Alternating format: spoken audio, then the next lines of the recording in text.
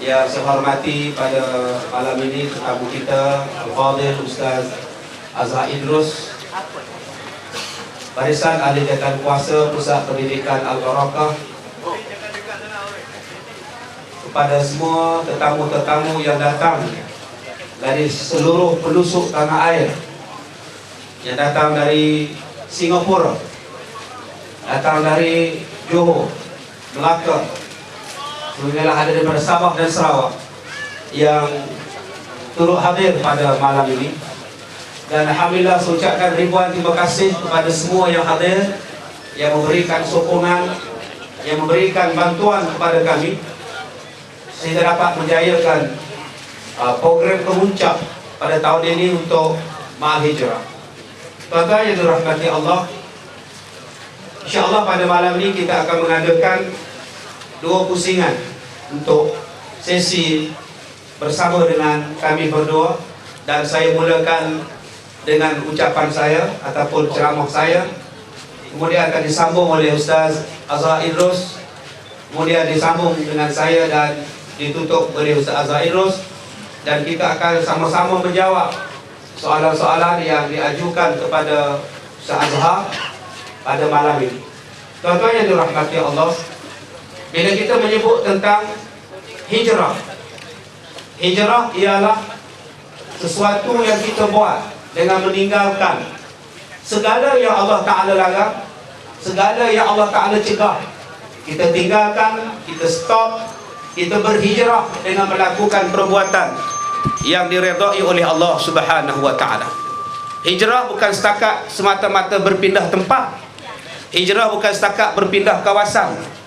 Hijrah juga membawa maksud yang lebih besar, iaitu meninggalkan perkara-perkara yang haram, meninggalkan perbuatan-perbuatan mungkar, melakukan perbuatan-perbuatan yang baik, menggantikan kepada perbuatan-perbuatan mungkar ini. Ini yang dikatakan sebagai hijrah. Sebab itu pada malam ini saya nak membawa kepada tuan-tuan 6 perkara, 6 unsur kekuatan kita sebagai umat Islam. Saya suka melihat ribuan yang hadir pada malam ini. Daripada laporan yang sampai daripada saya, daripada Ustaz Azhar sendiri, jam. Seluruh Manjui sekarang ni jam. Dan saya telah menghubungi semua hotel di kawasan Ipoh, telah pun full, penuh untuk program pada malam ini. Ini menunjukkan bahawa perkara agama ini, kekuatan kepada agama ini bagi masyarakat kita, bagi generasi muda sekarang telah pun mencintai, telah terlalu mencintai majlis-majlis seperti ini. Dan program-program seperti inilah yang sepatutnya diberikan tempat, diberikan ruang yang lebih, kerana telah membuktikan bahawa jumlah ataupun kadar orang yang meminatinya ini adalah sangat ramai. Inilah hasilnya tuan-tuan. Tidak pernah berlaku dalam bandaraya Ipoh ini. InsyaAllah saya akan cuba buat lagi pada tahun hadapan bersama dengan Ustaz Azhar, dan saya telah minta supaya kita dapat diadakan di Stadium Perak insyaAllah. Ini adalah kita melihat bahawa sampai dah satu masanya umat Islam sampai kepada satu tahap kena tonjolkan. Umat Islam tidak lagi boleh apabila mengadakan ceramah, mengadakan kuliah dalam keadaan tidak ada promosi, tidak ada langsung untuk menarik anak-anak muda. Hari ini tuan-tuan boleh lihat hampir 60% anak-anak muda kita datang. Jadi saya menyeru kepada tuan-tuan yang hadir pada malam ini, kita kena ada 6 kekuatan ini. Kekuatan untuk menjadikan hijrah kita pada 1433 atau 2012 yang akan datang, hijrah kita yang paling hebat. Yang pertama, kita mempunyai kekuatan akidah. Yang kedua, kita mempunyai kekuatan budi pekerti. Yang ketiga, kita mempunyai kekuatan ilmu pengetahuan. Yang keempat, kita mempunyai kekuatan ekonomi. Yang kelima, kekuatan ikatan masyarakat. Dan yang keenam ialah kekuatan jihad. 6 faktor inilah yang kita pegang, yang kita kena jadikan sebagai asas kekuatan kita. Yang pertamanya ialah kekuatan akidah, kekuatan iman kita. Ia yang menjadi syarat yang paling penting. Keyakinan kepada Allah, keyakinan kepada hukum hakam Allah, keyakinan kepada apa yang ditinggalkan oleh Nabi SAW.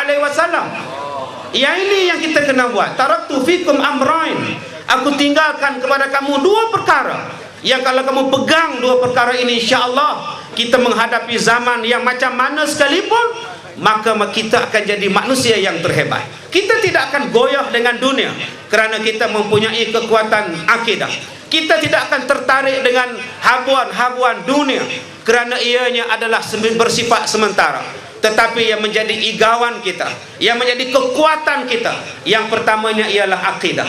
Apabila kita mempunyai persaudaraan akidah, mempunyai persaudaraan berlandaskan kepada agama yang satu, Islam, maka dengan Islam inilah menyatu padukan kita. Islam inilah yang melahirkan semangat perpaduan di kalangan kita. Al-Muslim akhul Muslim. Orang Muslim adalah saudara sesama orang Islam, saudara sesama Muslim itu sendiri. Sebab itu saya lahirkan benda ini. Kita kena zahirkan benda ini. Kekuatan akidah kita kena zahirkan. Kita nak menunjukkan bahawa kita takut kepada Allah, kita taat kepada Allah. Maka insya-Allah tuan-tuan, apabila kita menjaga perintah Allah, ihfazillah yahfazka, bila kamu menjaga Allah, nescaya Allah akan menjaga kamu. Kekuatan akidah inilah tuan-tuan yang kita kena kuat dalam keadaan cubaan pahaman macam-macam. Kalau dulu pahaman yang menggugat akidah umat Islam, yang menggugat pemahaman umat Islam ialah khurafat, yang berbentuk percaya kepada pokok besar, percaya kepada batu besar, percaya kepada cincin, percaya kepada rantai. Tetapi hari ini kita melihat gangguan akidah kita lebih daripada itu. Akidah kita hari ini gangguan yang datang daripada segenap penjuru. Orang tidak lagi pergi melihat kepada pokok yang besar, tidak lagi percaya bahawa di situ ada penunggu, di sini ada hantu besar dan sebagainya. Yang mengganggu kita ialah cubaan-cubaan daripada Yahudi dan Nasara. Walan tarda ankal yahud walan nasara. Yang ini yang gangguan yang besar, yang menjadikan Islam sebagai satu agama yang orang Islam sendiri pertikaikan. Islam, orang Islam sendiri yang mempertikaikan hukum hakam Islam. Islam menjadi satu benda yang orang Islam sendiri tak yakin kepada dia. Sudah sampai masa dia untuk hijrah kita ini. Kekuatan akidah ini kita gembelengkan bersama. Yang keduanya ialah kekuatan akhlak. Kita nak menggambarkan bahawa Nabi Muhammad sallallahu alaihi wasallam itu liutammima makarimal akhlak. Datangnya Nabi sallallahu alaihi wasallam untuk menyempurnakan akhlak. Tidak ada akhlak yang lebih sempurna, yang lebih baik daripada akhlak Nabi Muhammad sallallahu alaihi wasallam. Maka kekuatan kita ini bergantung kepada akhlak kita, cara bertutur kita, cara berkomunikasi kita, cara kita berhubungan, sama ada berhubungan dengan Allah atau berhubungan dengan manusia. Hablum minallah wa hablum minan nas, memerlukan kekuatan akhlak. Orang kafir, orang bukan Islam tak boleh challenge kita daripada sudut akhlak kalau kita mengikut akhlak yang dibawa oleh Nabi sallallahu alaihi wasallam. Kita akan melahirkan generasi yang menghormati ibu bapa, generasi muda yang menghormati orang-orang tua, generasi muda yang mengasihi anak-anak kecil.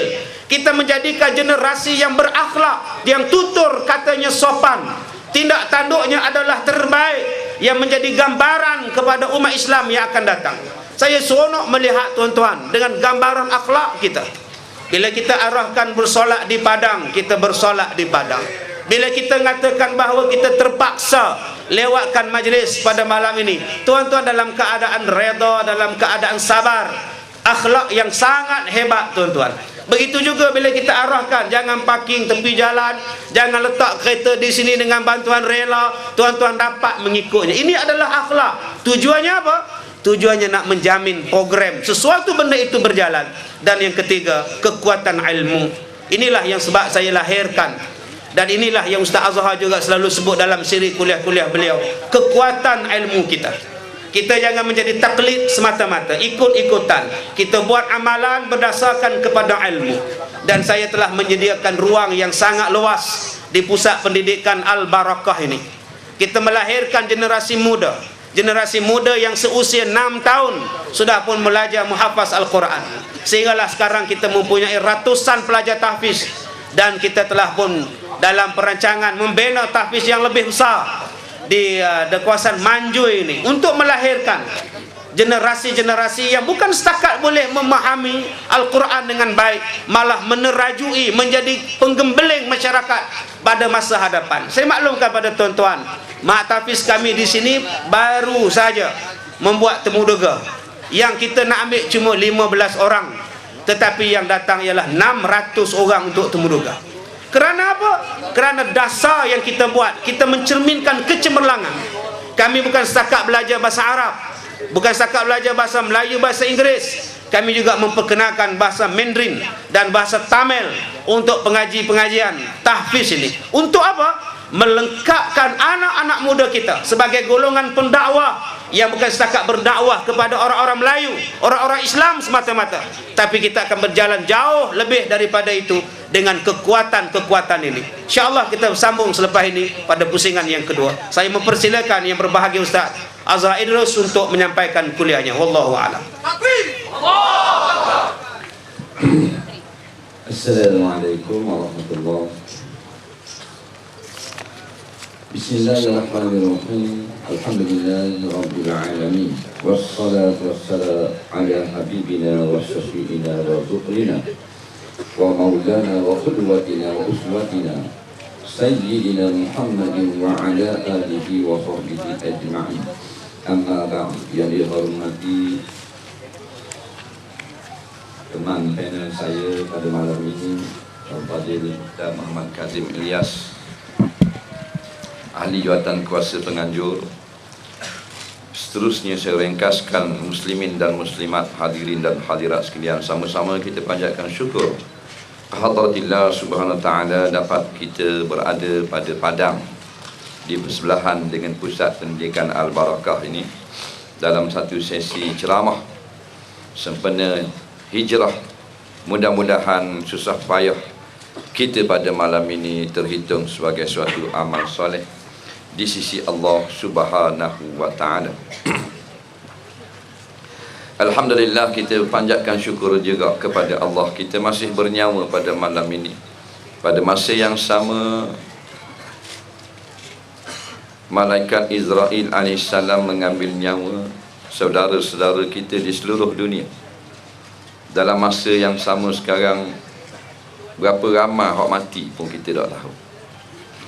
Di samping hak beranak, hak baru. Tapi tak apa, kita teruskan akan hayat kita sebagaimana MOU, perjanjian kita dengan Allah. Di zaman kita berada di alam roh lagi, Allah tanya kita, alastu bi rabbikum, adakah apabila kamu dilahirkan ke dunia kayak gini, masing-masing beranak hidup di dunia kayak gini, adakah kamu akan memperhambakan diri kepada aku? Alastu bi rabbikum, adakah kamu akan bersusah payah untuk mentolong agama aku? Adakah kamu sudi menjadi hamba-Ku? Adakah kamu akan beribadah kepadaku? Adakah kamu akan bertuhankan aku? Qalu bala syahidna. Kita semua telah jawab dulu dalam perjanjian dengan Allah. Semua sekali jawab pada masa itu. Sama ada yang akan lahir orang beriman ataupun orang kafir. Kita telah ada pada zaman tu, zaman alam arwah. Yang kita keluar daripada sulbi tu Adam, semua kita berjanji bala. Bukan na'am, bala. Yang ini sudah tentu, sudah mesti, sememangnya. Bukan ya, sudah tentu, sememangnya, sebolehnya, dan tidak ada lain lagi. Syahidna, kami naik saksi. Kamulah Tuhan kami bila kamu lahirkan kami di dunia pada masa masing-masing yang telah kau tentukan. Sekarang kita telah berada di dunia sebagai perjanjian, maka tak dapat tidak kita tunaikan janji kepada Allah. Apa jua yang berlaku, siapa jua kita, kita kena tolong Allah, yakni tolong agama Allah. Tolong agama Allah, tolong diri kita sendiri. Dalam cerita hijrah terlampau banyak sangat hikmah ataupun i'tibar hak kita boleh ambil. Kalau kita nak kupas pengajaran i'tibar dan hikmah tentang hijrah pada malam ini tak habis. 3 minggu lagi rasa tak habis. Ulama-ulama mengarang kitab tentang hijrah saja daripada dulu sampai sekarang masih lagi diteruskan. Masih ada lagi kitab-kitab baru tentang hijrah. Cerita yang sama tapi hikmah yang semakin berkembang. Kerana tiap peristiwa besar dalam Islam seperti hijrah, Maulidur Rasul dan seumpamanya tidak dapat kita tulis dengan perkataan, dengan pena dan seumpamanya. Kerana ini adalah cerita besar, cerita hebat yang Allah aturkan untuk menjadi kebanggaan di dalam muka bumi Allah. Maka di antara hikmah hijrah itu, iaitulah kasih kepada akhirat dan tidak cinta kepada dunia. Kita tengok di antaranya sahabat-sahabat Nabi radhiyallahu anhu sanggup meninggalkan kampung, tanah air sendiri untuk pergi satu tempat yang dia tidak ada kenal seorang habuk pun, tak ada duit, tak ada waris, tak ada saudara, daripada Mekah ke Madinah. Kalau kita ni orang suruh tinggal kampung halaman kita, orang kata kena pindah, ada orang manjui, kena duduk Kuala Lumpur pula. Nak, tengoklah. Boleh, tapi beri masalah 3 bulan. Pasal ni nak kerja itik, ni nak kerja lembu, ni nak kutik pokok-pokok betik habis, nak cabut habis buat pergi. Tapi apa yang berlaku pada sahabat-sahabat? Tinggal rumah, tinggal tanah, tinggal kedai. Di antaranya Abdul Rahman bin Auf. Dia ni tokoh korporat, bandar menega. Habis dia tinggal dengan pasar raya dia, dengan 7E dia, dengan kebun kurmanya, dengan ternakan dia tinggal semua. Kerana dia yakin Allah yang beri rezeki. Cerita yang kita nak ambilnya, dia tidak sayang kepada harta dia dengan sebab perintah Allah. Kita sayang, benda ni kita kena ambil. Bukan ambil yang tiba pada malam ni untuk kita hayati lepas kita balik sampai hati. Kalau nak hayati pada malam ni, tak payah buat program. Lepas tu kita tengok pupuk semangat. Kerajaan panggil buat pupuk semangat, panggil ustaz mengajar 3 hari 3 malam, cerita bab akhirat, cerita bab neraka, cerita apa bab syurga, bab alam kubur. Nah, balik 3 hari pupuk semangat, kaki tangan kerajaan menangis-nangis. Tak ada cerita lain. Oh, sedihnya. Nah, tasbih duduklah kocek dah ni. Balik daripada pupuk semangat, tapi oleh kerana 3 hari saja semangat dia tak dah sampai ke mana-mana. Masuk hari ke minggu yang kedua, main bola seluar pendek pula.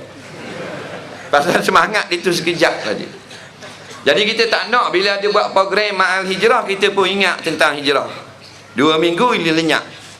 Kita buat pula program tentang maknanya Maulidur Rasul, kita pun selawat ramai-ramai. Nak masuk minggu ketiga, tunggu Titanic. Nampak pula, siri 2 pula. Kita nak kita hayati hijrah ini, dan semua peristiwa-peristiwa besar yang berlaku dengan junjungan Nabi Muhammad SAW, kita hidupkan dalam setiap saat, dalam setiap hari, setiap minggu, setiap tahun. Bukan tunggu bulan Muharram untuk cerita Ma'al Hijrah, bukan tunggu bulan Rabiul Awal untuk kita kenang tentang akhlak Rasulullah, tapi sepanjang masa. Jadi cerita yang kita nak gambar yang bahawasanya sahabat tak sayang kita. Jadi kita sayang kita. Bila lagi kita nak ikut? Adik-beradik kita mari nak pinjam motosikal, tak boleh, ada kerja. Nampak? Padahal adik-beradik pok tula, mak tula beranak. Nampak abang mari daripada ujung kampung tu jalan kaki bawa helmet. Natang ni nak pinjam motor ni. Orang Terengganu dia cakap gitu. Orang dia kasar sikit. Kalau di Terengganu tak kasar. Orang Terengganu dia gitu cakap. Nah, orang ngajar sedap daripada luar pergi ngajar Terengganu. Oh, dia sedap Natang tu ngajar malam. Tapi mari luar jadi pelik. Dia gitu Terengganu. Nampak? Tak boleh pinjam, tak boleh, ada kerja. Kalau bagi pinjam pun ginilah, minyak isilah. Minyak tu isilah, padahal abang kita.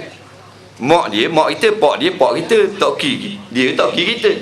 Dia nak pinjam motor, kita kata pula isilah minyak, takkan pinjam motor saja. Padahal kalau isi minyak, saya kata orang 95, 97 lah. Takkan sampai RM50 isi minyak motor anda kak. Tapi kita ni sayang kepada harta. Walaupun tiap-tiap tahun kita dengar cerita tentang hijrah, masih lagi sayang harta. Jadi kat mana kesilapan kita? Jadi malam ni kita ubah diri kita. Nampak? Kita transform. Dia jadi transformer. Cerita transformer tengok sama dah. Nak berubah. Tapi kita tak transformer. Budak-budak minat sangat transformer. Kereta tengah jalan ni, ciuk, tukar-tukar, jadi mesinnya. Kita transformer pula dah. Bila kita dengar cerita hijrah, sahabat ni antaranya Abdul Rahman bin Auf sanggup tinggal harta, tinggal rumah, tinggal kebun, tinggal habis dengan kedai tinggal. Dah kita nak tinggal kedai tak sanggup. Bukan tinggal kedai bagi ke orang. Abdul Rahman bin Auf tinggal kedai bagi ke orang. Siapa nak ambil? Supermarket kat Mekah, siapa nak ambil? Pasar aku, siapa nak ambil? Unta, biri-biri, kambing, banyak ternakan dia. Dia tokoh korporat.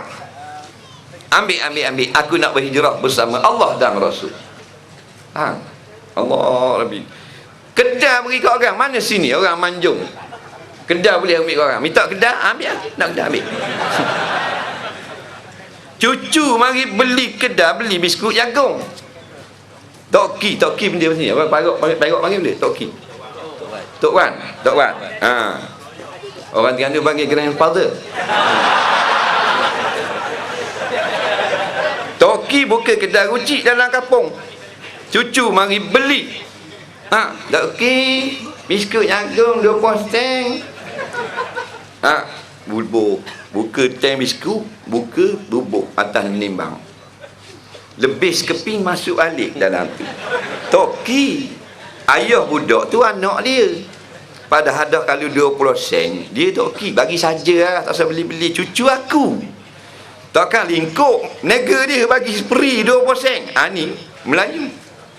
Nampak? Dan macam mana nak ikut Abdul Rahman bin Auf bagi kedai ke orang? Kerana perintah Allah dan Rasul. Cucu mari beli lebih sekeping, ambil balik masuk lantang. Syaitan kata tu lebih sekeping tu. Kalau mu berjimat-cimat walaupun lebih sekeping, dalam masa 80 tahun mu boleh pakai berapus. Ini masalah. Nampak tak? Padahal cucu kita ambil ngetong-tong sekali. Toki wa arwah malam ni. Nampak tak? Takkan sampai 800 riyal setong biskut jagung. Contoh. Ni contoh. Hak puang pula lah. Siapa tak boleh nak pergi orang ngajar tu dalam taman perumahan tu. Nak buat surat. Panggil orang ngajar, kadang orang Perak, kadang Ustaz Kuala Lumpur, kadang Ustaz Johor. Tak boleh mari dia. Pasal dia nega juga. Dia buka kedai rucik, belakang dia buka sikit rumah tepi tu. Lepas nak buat kedai rucik. Mak haji tak haji tengok. Mak haji ni kuliah pun tak ada. Orang buat belajar Quran pun tak mari. Mak haji tak boleh pergi. Mak haji buka kedai rucik. Orang nak beli, siapa nak jaga? Kalau mak haji risau lah. Nampak? Abdul Rahman bin Auf beri kedai ke orang kerana Allah dan Rasul. Ni dia siapa jahil daripada muda siapa masuk dalam lubang kubur, tunggu kedai. Jahil pun tak apa, tak kenal Allah, tak kenal Rasul, tak apa. Sebab apa? Maghrib dengan isyak budak-budak nak beli kan, nak beli haji motor. Haji motor kali 30 sen, untung 3 sen. Nampak? Dia sanggup tak kenal Allah, tak kenal Rasul kerana dunia yang teramat sedikit. Nampak? Ni kata, dah bila nak ambil contoh hijrah? Sahabat-sahabat sanggup tinggal kapal lama, tinggal harta benda. Nampak? Kedai kecil. Kalau nega kapal selam, dah untung lagi kalau kita dah hadir kuliah maghrib. Kalau kita nega jet Boeing 747 lagi, dah untung lah kalau kita meninggalkan belajar ilmu akhirat. Kerana orang tak ada ilmu akhirat, sama macam terjun dalam laut tak pandai berenang. Nampak? Kata Sayyidina Abu Bakar As-Siddiq yang berhijrah mula-mula dengan Rasulullah SAW, man dakhala al-bahra bila zadin faka'annama man dakhala al-qabra bila zadin faka'annama dakhala al-bahra bila safinah. Siapa yang masuk di dalam kubur dengan tidak ada bekal, maka sama seperti terjun di dalam laut tak ada pelapung. Ini kesian ibu bapa kita tak belajar agama, lala tak nyang kita, tak orang kita. nenek moyang kita dulu, adik-beradik kita sekarang, mak saudara, pak saudara, pak sepupu, macam-macam panggil ustaz buat kuliah, dia tak heran, duduk dalam kejahilan. Maka bila dia mati, sama seperti Sayyidina Abu Bakar kata, masuk dalam kubur tak ada ukar. Sedangkan soalan-soalan bertubi-tubi akan ditanya di dalam kubur. Nampak? Ni kata bila dunia lebih sangat, akhirnya akhirat tertutup. Nah, tak ada. Sama kita ambil mak ayah kita, tok nyang, tok wang kita pergi tengah laut, sampai dekat 50 kaki, 100 kaki, kita tolak mak ayah kita biar lemah di dalam laut. Maka begitulah mak ayah kita yang mati masuk dalam kubur, tidak ada bekal akhirat, tak ada tahu tentang akidah, tak kerti halal haram, sah batal semayang. Ni yang berlaku. Sebab tu dalam hadis yang lain, al-mayyitu bil qabri kal ghariqil mughawwis yantazir da'wata ahlillah, al-hadis. Orang yang mati, mayat dalam kubur ni seperti orang yang sedang lemah, meminta tolong, menunggu-nunggu doa pertolongan daripada rakan handai taulangnya, yang ini berdoa kepada dia. Nampak? Dah kakak seorang mati. Nah, orang kata mati dah pak mak, mati dah pak leh. Esok orang kata mak yang matilah, mak jah mati pula. Mati orang kampung dia tahu ada bekal tak? Tak ada bekal, seperti masuk dalam laut, tak ada pula. Kasihan. Nampak? Ini masalah. Sayang sangat ke dunia, jaga kedai kecil je, siapa tak pernah mari hadir kuliah. Hak tu hak jaga kedai. Hak sayang dia punya bisnes, hak sayang tu sayang bini ada kok. Tak boleh mari ni Cik Mak ni, orang mengajar ni tiap-tiap malam 3-4 bulan dah awak duduk pindah di taman ni. Tak boleh pasal ruang saya seorang ni, takut duduk di rumah ada katok lah cicok. Katok bukan besar dinosaur. Tu lain. Kata ulama-ulama dalam bab solat Jumaat, kita tak apa dah hadir solat Jumaat kalau ada binatang buah. Nampak? Yang kalau kita keluar, dia terekam kita. Tak apa. Walaupun sepanjang umur dia tak hadir Jumaat, pasal binatang besar ni dia mari hari Jumaat dia tunggu. Contoh. Nampak? Sebab bila kita keluar mudarat nyawa. Ni katok besar ni duduk kat dapur, alasan nak tunggu bini, takut katok tu makan bini dia. Ni masalah. Nampak? Tapi bila nak bagi duit, ramaklah 2 orang mari. Saya buat pengumuman. Buat pengumuman. Tuan-tuan dan puan-puan sekalian, siapa saja yang berasa dia nak duit, datanglah solat subuh berjemaah di surau Al-Barakah subuh esok. Ustaz Kazim sendiri akan bagi duit RM50,000 selepas salam. Tengok parking kereta siapa Langkawi.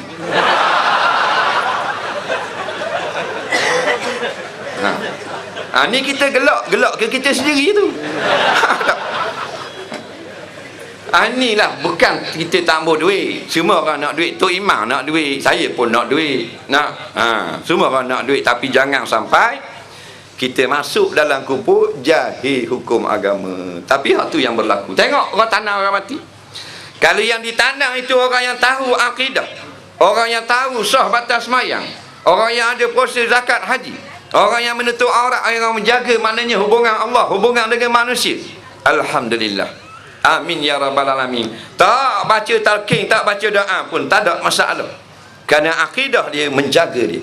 Kerana amalan dia jaga. Tapi yang berlaku sekarang, anak-beranak kita adakah gitu? Tengok dalam kampung lah, 50 buah taman, berapa orang alim ada? Tak ada. Bukan 50 orang, 50 buah taman. Nak cari seorang alim, tak jumpa. Tapi kalau 50 buah taman, nak cari hak mana akademik cemerlang, semua cemerlang. Macam semalam saya sebut, lalu sebuah kereta tepek di belakang, Universiti Melaya. Lalu pula sebuah lagi kereta terus, Universiti Petronas. Lalu pula sebuah lagi tengok di stiker di belakang, Universiti apa benda ni, Utara Malaysia. Tapi suruh dia terjemah Rabbil Fili, tak boleh terjemah. Benda yang kecil je, kehidupan dia, agama dia, dia tak boleh benda tu. Macam mana dia nak bertemu dengan Allah Subhanahu Wa Taala di Yaumul Mahsyar? Dia kecil. Pasal apa?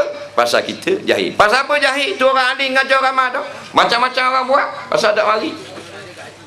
Nampak? Ha. Kita mari malam ni pasal kita tak ada program kita tak bercanggah. Tidak simbong orang Tiana panggil. Lepas tu mari ramai. Ha. Kalau kita ada hak dunia malam ni, kita tak hari malam ni. Betul tak? Malam ni nak pergi Al-Barakah pukul 8 malam ni ada ceramah. Nak pukul 7.30 kita pun pakai baju siap. Nampak? Kring bunyi telefon. Hello, Assalamualaikum. Waalaikumsalam. Hang siapa? Aku Mak. Amboi hang tak kenal dah aku. Mak mana ni? Alah Mak, dulu kawan lama masa sekolah lama Pulau Pinang itu. Macam mana? Hang duk mana? Sihat ke tidak? Dah apa habaq lah ni? Oi, habaq baik. Dah apa cerita ni telefon? Aku nak pergi ni ceramah malam ni dekat Al-Barakah. Tak lah, hari tu kan kita duk kawan kan. Aku masa duk menega dengan hang dulu, aku ada pinjam duit hang 180,000. Sungguh. Dah hang nak pergi mana ni? Aku nak pergi ceramah ni. Boleh tak hang tak pergi ceramah? Pasal aku nak lalu ke highway, tak mau masuk dah sana. Nak bagi balik duit hang yang pinjam 180,000. Tak, malam ni aku tak jadi ceramah. Betul tak? Dah. Sebab tu dunia dengan akhirat jangan main-main. Nampak? Itu sebab tu kita kena kenang cerita hijrah ni sepanjang tahun, 12 bulan setahun. Bukan tunggu bulan hijrah. Sahabat sanggup tinggal Kedah ni. Bini tinggal sikit, abang tak sogi abang mana dia. Tak sogi abang. Tak sogi, tak apa, tak pergi. Nampak? Padahal Rasulullah kata kalau kita tak sok ilmu gelap. Bila gelap kubur kita. Rumah CEO TMB cerah menerang. Dah dia besar sekali, bukan office boy TMB. CEO besar sekali dalam Malaysia, tenaga Malaysia berhak. Contoh, rumah dia orang potong tak api kalau tak bayar. Tak potong, kalau potong tangan dia. Pasal dia CEO eksekutif yang paling besar sekali. Lapu cerah. Dekat pintu pagar lapu dah. Sampai ke dalam akuarium Pelabuhan pun ada lapu. Tapi kalau tak ada amal akhirat, dia punya kubur gelap. Tapi kalau office boy TMB ada amal akhirat, kubur cerah. Nampak? Dunia lain, akhirat lain. Jadi kita duduk di dalam dunia, dua benda kita nak cari, dunia dan akhirat. Duit dunia, duit akhirat. Duit dunia hak gambar agung, hak gambar raja tu nak belanja dalam dunia. Dan kita nak juga duit akhirat, iaitu amal kita. Untuk kita belanja bila kita ditutup mata masuk ke alam barzah. Nampak? Jadi satu cerita malam ini kita kena ingat, jangan sayang harta. Kerana contoh yang telah dibuat oleh para muhajirin. Sayyidina Abu Bakar bila Nabi kata dah mu nak beri derma-serma duitmu, hartamu tak ada tinggal seseng ni, dah benda yang mu tinggal. Dia kata Allah dan Rasul ada. Sebab tu nak timbang. Nampak? Iman Sayyidina Abu Bakar dengan iman muslimin Madinah, berat lagi iman Sayyidina Abu Bakar. Tak usah kata iman orang Manjui, iman orang Madinah ringan daripada iman Sayyidina Abu Bakar. Apa? Sebab bila Nabi suruh berderma, seluruh harta bagi, yang tinggal bagi aku Allah dan Rasul. Abdul Rahman bin Auf bagi serma. Takkan dia nak akad Kedah, takkan nak akad kebun. Berhijrah dengan Nabi SAW, muflis dalam keadaan apa kedana siapa di Madinah, dia minta beberapa sen saja. Orang kata mung daripada tokoh korporat, daripada hartawan, ikut Rasulullah, ikut perintah Allah, siapa jadi miskin apa kedana siapa ke Madinah. Dia kata tak usah, tak apa, tak usah sebut hal tu. Mula nak bagi pinjam aku beberapa dirham, 2-3 riyal sudah. Orang bagi pinjam ni 5-6 riyal. Dia pergi tunjukkan aku mana pasar Madinah. Dia orang bapak mereka, orang otak negeri, otak bijak. Orang tunjuk pasar Madinah, 3 hari dia berniaga, dia boleh 1 tapak. Masuk 2 minggu dia duduk, dia boleh berkahwin dengan seorang gadis yang cantik di Madinah. Nampak? Rezeki di tangan Allah. Nampak? Hak tu kita nak faham. Dia berkait-kait dalam bab ni. Nampak? Dalam bab agama dia berkait-kait. Sebab tu malah kadang orang ni Allah beri rezeki. Dengan rezeki tu dia belajar. Dengan rezeki tu dia belajar. Rezeki ni benda-benda yang fauqa, beri manfaat kepada kita. Nah, jangan kita ingat duit tu masuk dalam kocek kita boleh belanja. Belum tentu. Jangan kita ingat duit tu pun nama kita dah dalam akaun bank boleh ke kita. Belum tentu bawah. Kena molek tak masuk dalam kocek kita tapi orang lain mengambil manfaat. Nampak? Tak perlu ulama ajar kita bahawa rezeki tu belum tentu masuk dalam mulut. Bila masuk dalam mulut belum tentu hakmu. Jadi darah, jadi daging, jadi zat, barulah rezeki bagimu. Tak perlu ulama besar mari ngajar kita, tak perlu maknanya ustaz-ustaz ajar kita. Ayang yang ajar kita. Kita pegang roti canai, pegang roti, duduk tangan, tak nak masuk mulut, ayang satu. Faham? Makna tanganmu aku catut lagi. Pasal tertulis daripada azali rezeki ayang. Kita hak bodoh kejar juga ayang. Nah, tang ayang. Ayang tu mari tazkirah, nak peringatkan balik kepada akidah. Maknanya duduk tanganmu dah, mu tak boleh jadi darah dagingmu. Faham tak? Walaupun mu pegang dah rezeki tu, belum lagi rezeki mu, sebab tu ayang tu ambil. Jangan kejarlah aku, rezeki aku. Nah, kita tak faham. Kita buat dalam mulut, belum tentu masuk dalam perut. Dalam mulut kita duduk cakap-cakap. Ya. Tak kira siapa-siapa, kadang-kadang bini kita duduk di rumah. Laki duduk di jambat. Nah, bini pun letih duduk saja. Tengok ada cok kodok, suti bola mulut. Tengah nak punyak duduk dalam telang. Tuk laki duduk di jabat cakap nak bini seorang lagi. Belohok bini, jatuh je pukul. Tahu tak? Padahal dalam mulut tadi kat tangan jauh, dalam mulut jatuh. Allah nak ajar kita. Nampak? Tak akan jadi rezeki. Kerana rezeki masuk dalam perut, jadi darah, jadi daging, jadi tulang, jadi lendir. Telang dah. Kadang-kadang bukan rezeki kita. Dah nak acur, mutah balik. Nampak? Pening kepala mutah, keluar habis hak kita makan. Mana yang maukah tidak sekali-kali memberi guna kepadamu. Semua dalam kehidupan kita adalah tazkirah dan kuliah dan ceramah. Bukan nanti kena ada meja gini, kena ada speaker gini, kena ada mikrofon.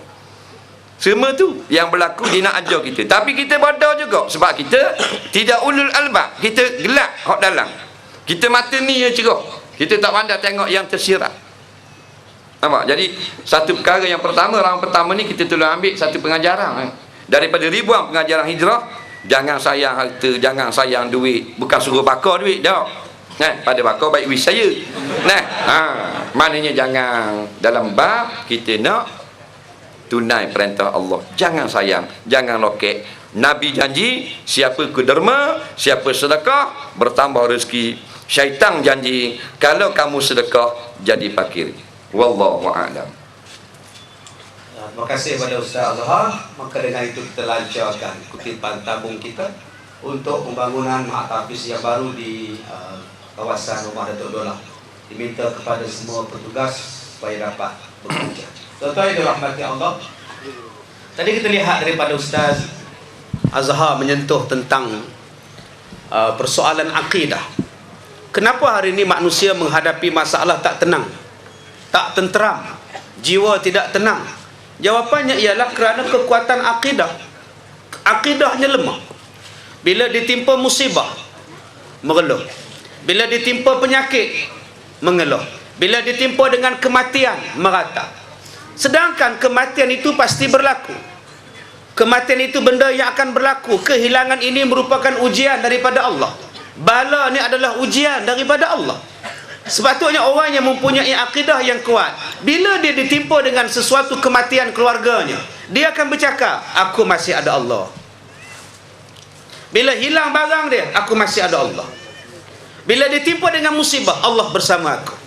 Bila manusia diberikan dengan kekuatan akidah macam ini, tuan-tuan, dia takkan menjadi orang yang lemah. Kenapa orang hari ini dengan gagal SPM saja boleh bunuh diri? Ada yang putus tunang, bunuh diri. Ada yang mak bapak tak bagi kahwin, bunuh diri. Kerana mereka tidak mempunyai kekuatan akidah ini. Yang inilah yang menjadikan lemah kita. Kekuatan akidah inilah yang menjadikan tenang. Kalau kita ditimpa dengan kesusahan, manusia akan diberikan dengan ketenangan. La takhaf wa la tahzan, innallaha ma'ana. Ini adalah pegangan akidah yang diajar oleh Nabi SAW. Bila kita mempunyai akidah yang kuat, insya-Allah tuan-tuan. Tadi kita sebut, Ustaz Azhar sebut tentang kelebihan semayang. Semayang subuh berjemaah. Saya ada sahabat tuan-tuan orang India. Dia kata di negara India, orang-orang Hindu, orang-orang India yang beragama Hindu datang ke masjid selepas sembahyang subuh untuk membawa orang-orang yang sembahyang subuh balik ke rumah mereka, menaiki teksi-teksi mereka.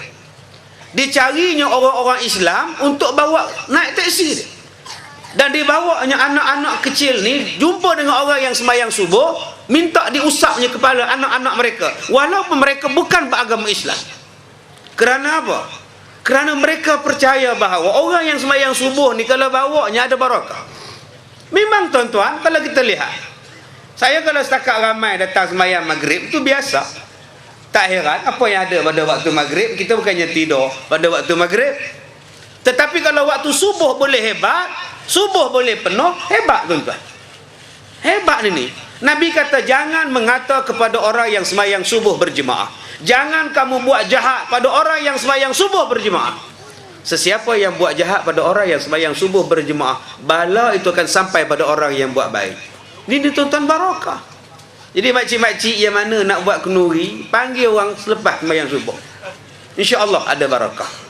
Yang keduanya, jimat kalau panggil orang selepas sembahyang subuh. Sebab tak ramai tuan-tuan, 5 orang, 10 orang je datang. Tuan-tuan, yang ni kita nak. Yang keempat tuan-tuan, kekuatan ekonomi. Kenapa kita perlukan kekuatan ekonomi?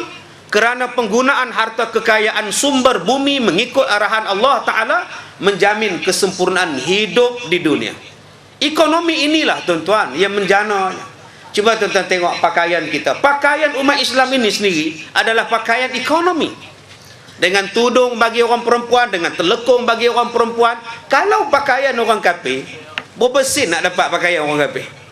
Seluar singkat, baju kecil, seluar kecil. Ekonomi tak menjana. Ekonomi ini wujud kerana Islam. Ekonomi ini naik kerana Islam. Sebab itu tuan-tuan, bila kita bekerja sama, insya-Allah ekonomi akan naik. Yang penting kita naik sekarang ni ialah ekonomi kita. Kerana bila ada ekonomi, kekuatan ekonomi, insya-Allah Islam akan dipandang tinggi. Tadi Ustaz sebut tentang Abdul Rahman bin Auf. Kalaulah Islam membenci Abdul Rahman bin Auf, kalaulah Islam membenci kaya, kalaulah Islam membenci kekayaan, kenapa menantu-menantu Rasulullah adalah orang-orang kaya? Uthman ibn Affan adalah orang kaya. Bapa mertua Nabi Abu Bakar As-Siddiq adalah manusia yang kaya. Mereka inilah pendokong-pendokong kekuatan ekonomi. Tuan-tuan, bila kita mempunyai sumber ekonomi yang kuat, orang kafir, musuh-musuh Islam akan takut dan segan pada kita. Selain daripada kita mempunyai kekuatan politik, kekuatan ekonomi adalah yang menjamin kekuatan kita. Sekarang tuan-tuan, kita janakan ekonomi. Saya tidak mengatakan bahawa kita menjana ekonomi dalam bentuk yang biasa. Sekarang kita menjana ekonomi dalam bentuk yang sangat senang. Ustaz Azhar mempunyai ribuan, ratusan ribu dia punya peminatnya, dia punya yang friendsnya, followersnya, yang mengikutnya. Tuan-tuan, cuba bayangkan kalau Ustaz Azhar mempunyai 1 juta. 1 juta orang yang ikut kuliahnya dalam internet, dalam YouTube dan sebagainya. Hanya seorang bagi RM1 saja. Mimma razaqnahum yunfiqun. RM1 saja kita bangunkan ekonomi ummah setiap bulan. Masuk dalam satu tabung, bagi seorang RM1 saja daripada 1 juta manusia ini. Bayangkan berapa banyak sekolah boleh bangun, berapa banyak minimarket pasaraya Islam boleh bangun, berapa banyak kita menguasai ekonomi hanya dengan RM1. Bayangkan kalau RM10, maknanya kita mendapat kutipan 10 juta setiap tahun. Yang ini yang Allah Ta'ala sebut dalam Quran. Allazina yu'minuna bil ghaib wa yuqimuna as-salah wa mimma razaqnahum yunfiqun. Islam tak suruh kita bagi banyak-banyak. Memadailah kita ni bagi sikit, tetapi ramai yang bagi. Maka apabila ramai bagi, dia menjana ekonomi tuan-tuan. Tuan-tuan yang dirahmati Allah, cuba tuan-tuan lihat Al-Barakah. Al-Barakah, saya cakap di sini, tidak ada bantuan daripada mana-mana parti, tidak ada bantuan daripada mana-mana kerajaan. Dia hanya bergerak di atas dasar fi sabilillah. Dia bergerak di atas dasar kita jual CD, kita buat ceramah agama, kita menjual barangan produk-produk Al-Barakah. Inilah hasilnya tuan-tuan. Dalam tempoh 5 tahun ia beroperasi, ia telah menjangkau lebih daripada 30 lot di Manjui ini telah dimiliki oleh Al-Barakah yang dihuni oleh lebih daripada 300 orang dan dihadiri setiap hari hampir 1000 orang yang belajar di sini. Tuan-tuan yang dirahmati Allah, ini yang menunjukkan bahawa kekuatan kita tidak perlu mengemis, kita tidak perlu menjadikan sesuatu benda itu dalam keadaan susah. Dengan kekuatan ekonomi kita boleh pegang politik. Politik itu dikontrol oleh ekonomi. Apabila politik lemah, maka ekonomi akan kontrolnya. Maka apabila ekonomi itu kuat dan dipegang oleh Islam, insya-Allah tuan-tuan, secara tidak langsung politik juga dipegang oleh Islam. Yang keempatnya tuan-tuan, kekuatan ikatan masyarakat. Yang inilah yang menegakkan masyarakat dengan dasar kemerdekaan, dasar keadilan yang mengikut syariat. Adil maknanya ialah meletakkan sesuatu pada tempatnya. Azam kita, kekuatan umat Islam ialah menjaga berkasih-kasihan di antara satu sama lain.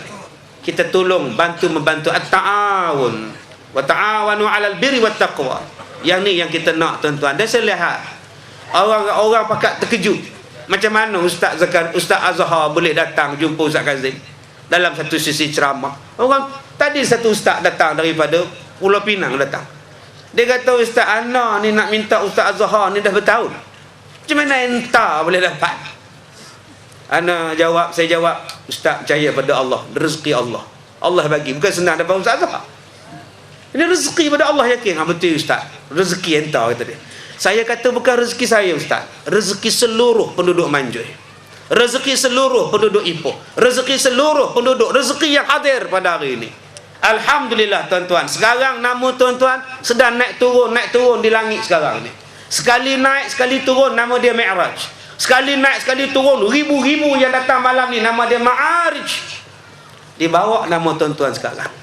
Yang ni datang, Haji Mak datang, Kak Wok datang, Azazah Hendon datang, Haji Din datang, Haji Rani datang. Apa yang tuan-tuan buat ni semua pahala naik ni tuan-tuan. Haji Din mencatat, Haji Dolah menulis, Haji Mak merakam, Haji Mio tidur. Semua naik nama sekarang ni. Nama-nama kita sekarang ni sedang naik sekarang ni. Yang ni yang kita nak. Bila kita bersatu hati macam ini tuan-tuan, insya-Allah barakah akan turun pada kita. Walaupun ramai yang kutuk. Apa Ustaz Azhar datang tempat Ustaz Kazim? Ustaz Kazim tu belah mana? Ya Allah. Ngira belah lagi, belah lagi tuan-tuan. Heran benar saya ni. Berkali-kali saya cakap, saya tak ada belah dacing tuan-tuan. Tapi fitnah jalan juga. Heran saya. Saya berkawan dengan semua orang kerana Islam menyuruh kita bersatu. Islam menyuruh kita berkawan. Kalaulah kita tak masuk menyeberang, kita tak berdakwah kepada orang, macam mana kita nak fahamkan mereka tentang Islam? Saya kata pada tuan-tuan, saya berceramah pada orang asli. Adakah saya jadi orang asli? Saya berceramah pada Mak Pon. Adakah saya di Pondan? Tuan-tuan, saya berceramah di Taiping pada orang-orang Pondan tuan-tuan. Sahabat-sahabat kita daripada orang yang menghadapi masalah tak tahu nak sebut apa.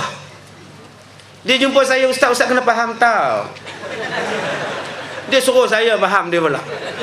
Bukan saya nak macam ini, tapi jiwa kita. Hai ya Allah. Sebab itu kami berdua, saya dengan Ustaz Azhar, terbitkan CD di bawah Alias Salam.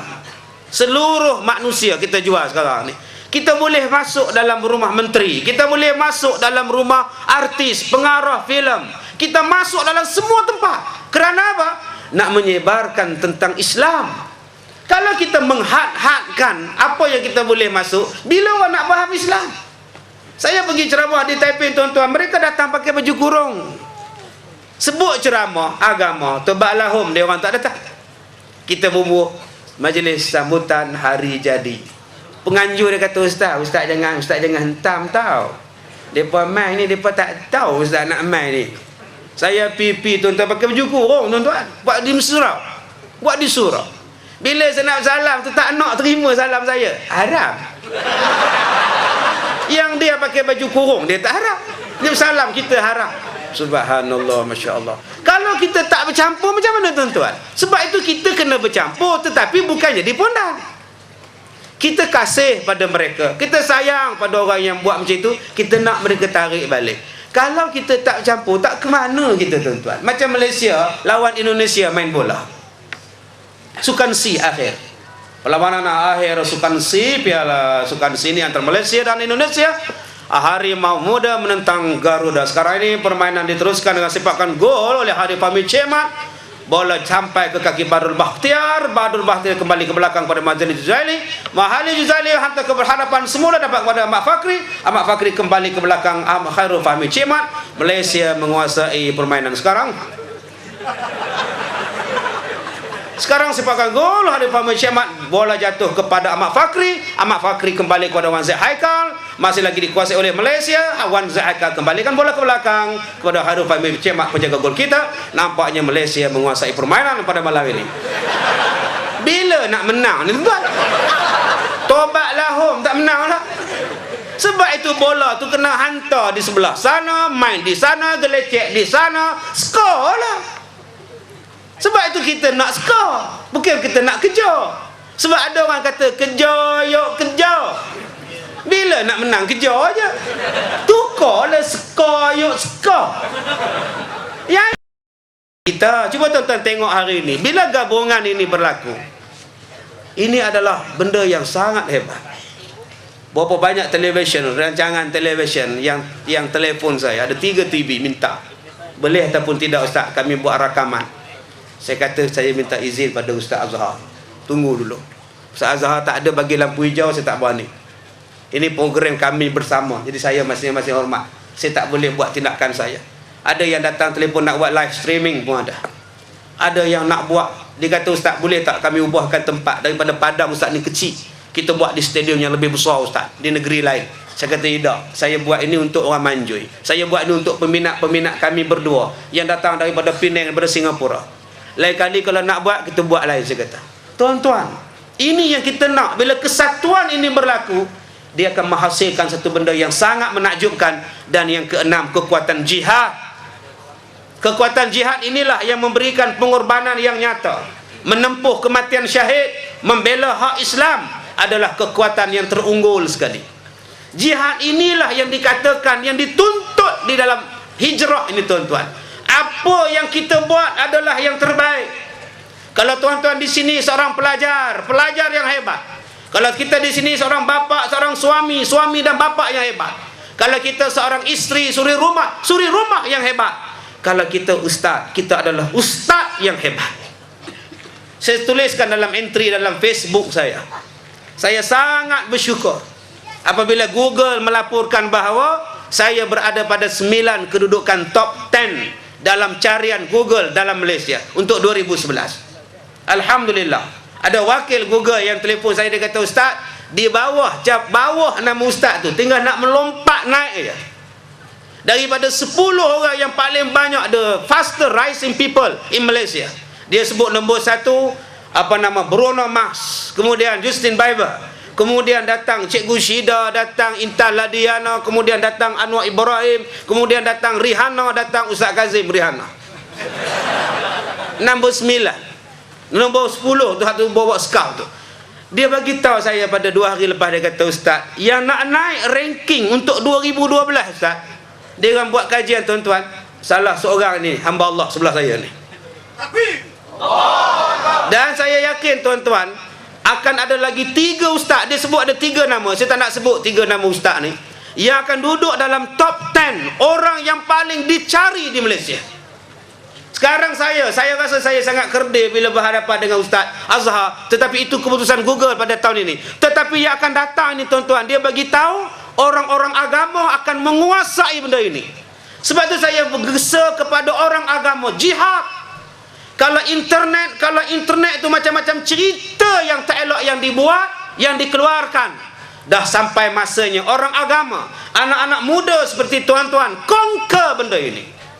Kita menggunakan kemahiran kita, kepakaran kita ini disebarkan. Pengajian agama disebarkan, akhlak disebarkan. Tuan-tuan di sini adalah generasi pelapis. Kami berdua adalah penceramah semata-mata. Kalau tuan-tuan yang tidak downloadkan dia, tidak uploadkan dia dalam internet, dalam YouTube dan sebagainya, kami tidak ke mana-mana. Tetapi dengan sokongan jihad tuan-tuan, tanpa mengenal letih, lelah, penat, berjam-jam tuan-tuan masukkan ceramah kami berdua dalam internet, dalam YouTube, dalam Facebook. Inilah yang menggerakkan masyarakat sekarang tuan-tuan. Berapa banyak artis yang telah berubah, berapa banyak pemimpin politik yang telah berubah, berapa banyak orang yang jauh terpesong daripada agama sekarang kembali kepada jalan agama dengan usaha tuan-tuan. Dan inilah dipanggil sebagai jihad. Kami hanya berceramah, saya hanya berceramah, Ustaz Azhar hanya berceramah. Kami tidak ke mana-mana kalau tuan-tuan tidak membawa kami ke alam maya, ke alam cyber ini.